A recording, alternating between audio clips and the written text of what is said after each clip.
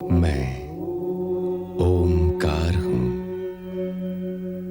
आकाश, धरती और पाताल तीनों लोकों में मेरी दिव्य पदचाप दिव्य पुरुष सुन लेने में समर्थ हैं। मैं सर्वज्ञ ही नहीं सर्वव्यापक भी हूं कि इंद्र को दुर्वासा श्राप देते हैं।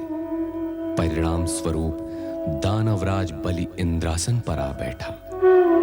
व्याकुल मन लेकर इंद्रादि देवता ब्रह्मा जी के पास आते हैं।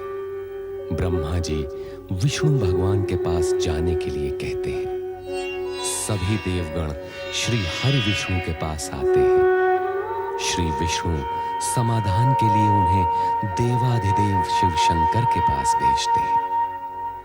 शिव जी से निवेदन करने पर वे समुद्र मंथन ही एकमात्र समाधान बताते हैं। शिव जी की आज्ञानुसार नारद राहु को समुद्र मंथन के लिए तैयार करने हेतु प्रस्थान करते हैं। नहीं, दुष्ट देवताओं का कोई भी प्रस्ताव हमें स्वीकार नहीं।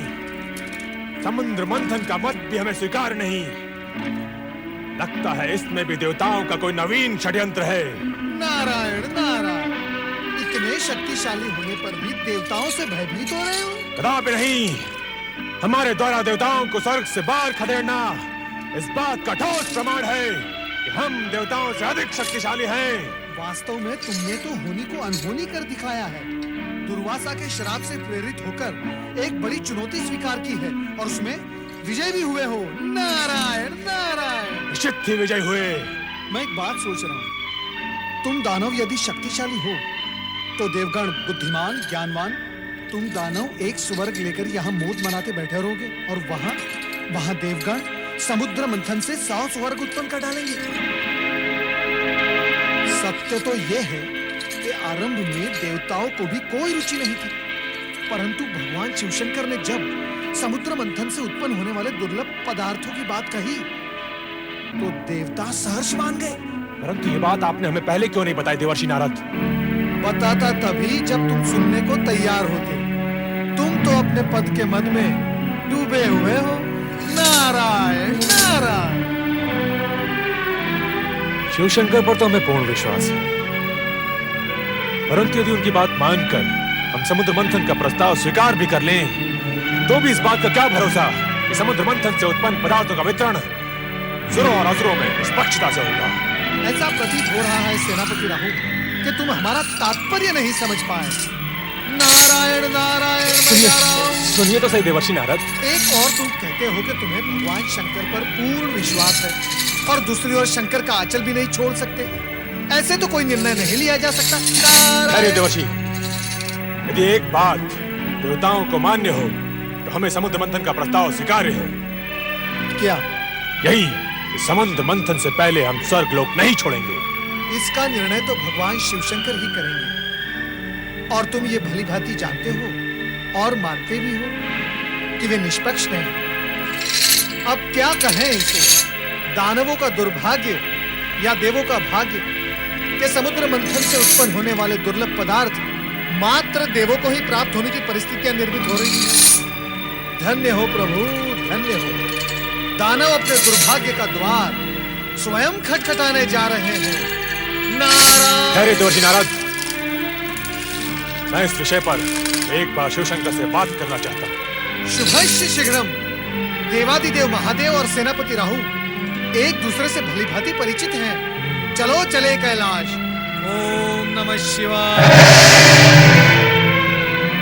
कैलाश। है जाइए असुर सेनापति राहु। मुझे शिवशंकर से भेंट करनी है। कैलाशपति अभी ध्यान में है, तुम्हें प्रतीक्षा करनी होगी। बात महत्वपूर्ण है, मैं प्रतीक्षा नहीं कर सकता। शिवशंकर, महेश्वर,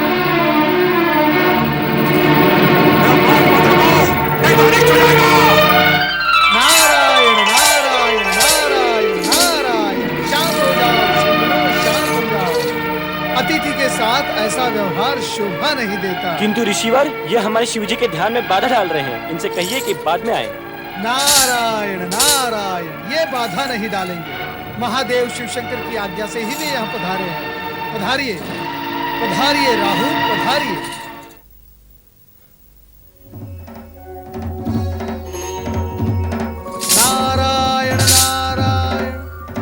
शिवशंकर कैलाशपति। क्षमा करें प्रभु, आपके ध्यान में व्यवधान हुआ। असुर सेनापति राहुल आपसे भेंट है तो यहाँ पधारे हैं। आपके गणों ने उन्हें रोकने का प्रयास किया, किंतु आओ राहुल। प्रणाम शिवशंकर। हम जानते हैं तुम यहाँ अपने संदेह निवारण के लिए आए हो, और तुम्हारा संदेह यह है कि समुद्र मंथन के पश्चात तुम असुरों से कहीं स्वर्ग न छिन जाए।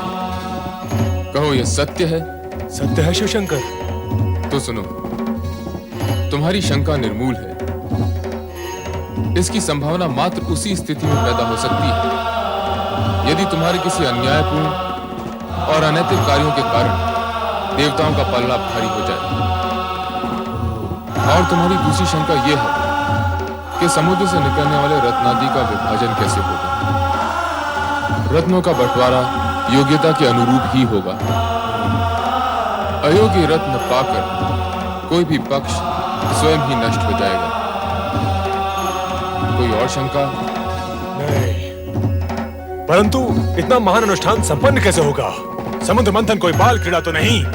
चिंताएं करना न सुनो का काम है, न सुनो का। समुद्र मंथन के कार्य संबंधित निर्णय हमने ले लिया और संबंधित व्यक्तियों को आदेश भी दे दिए हैं। क्षीर सागरवासी विष्णु मंथन क्रिया के लिए मेरु पर्वत का आधार बने और वासुकी नाग रज्जु का कार्य करेगा। तुम जाकर दानवों को प्रेरित करो और शीघ्र ही समुद्र मंथन का कार्य प्रारंभ कराओ। जाओ। नारायण नारायण। शिवाज्ञा को शिरोधार्य कर दानवराज बलि से मंत्रणा करने के पश्चात शंकाशील सेनापति राहु शंका से उभरे और समुद्र मंथन के लिए तत्पर हुए। इसी प्रकार देवगण भी समुद्र तट पर आ पहुंचे, जहां मेरु पर्वत मथनी और वासुकी नाग रज्जु के रूप में उपस्थित थे।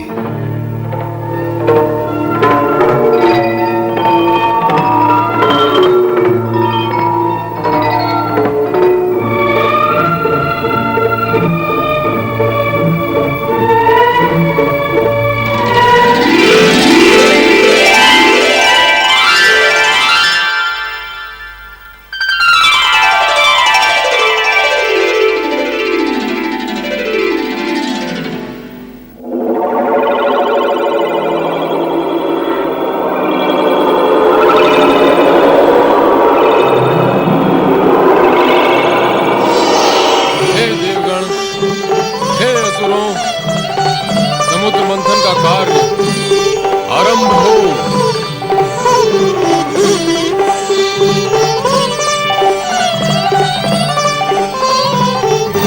असुरो, तुम वासुकी को पूंछ की ओर से पकड़ो, हम देवता मुंह की ओर से पकड़ते हैं। नहीं, पूंछ का अर्थ है पीछे होना, और हम तुमसे शक्ति और बल में तनिक भी कम नहीं, इसलिए हम पूंछ को पकड़े। वो इसलिए कि तुम पातालवासी हो। सृष्टि के अंतिम छोर में रहकर ही तुम सहज रह सकते हो।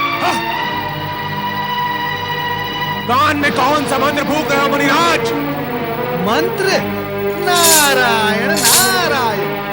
मैं तो देवताओं से ये कहना था, तुम चाहे अपनी जितनी भी प्रशंसा कर लो, परंतु असुरों के समक्ष शक्ति में तुम शून्य हो, शून्य। आग और विष उगलते हुए वासुकी का मुंह पकड़ना देवताओं के बस की बात नहीं। नारायण नारायण। बहुत प्रसन्न हुए कि आज देवताओं को उनकी हीनता का ज्ञान तो हुआ। तुमने हमें हीन कहा? तो सबसे पहले यही बात सिद्ध कर ली जाए कि कौन शक्तिशाली है और कौन नहीं। वासुकी के मुख से निकलने वाले विष से बचने के लिए मैंने ये सब सुहाग रचा था, और आप शत्रुता पर उतर आए। सभी देवता वासुकी की पूंछ की ओर रहेंगे और हम असुर मुख की ओर रहेंगे।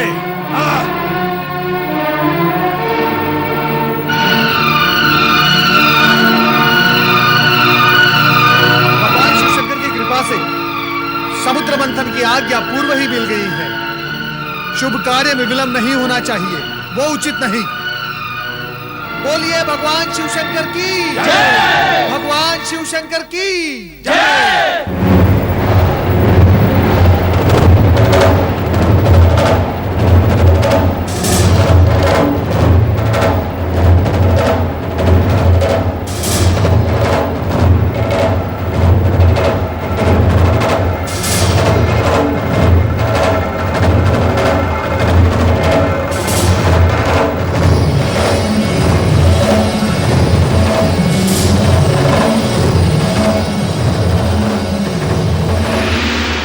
पकड़ने का निर्णय हमने उचित नहीं लिया, किंतु पीछे हटना भी तो संभव नहीं।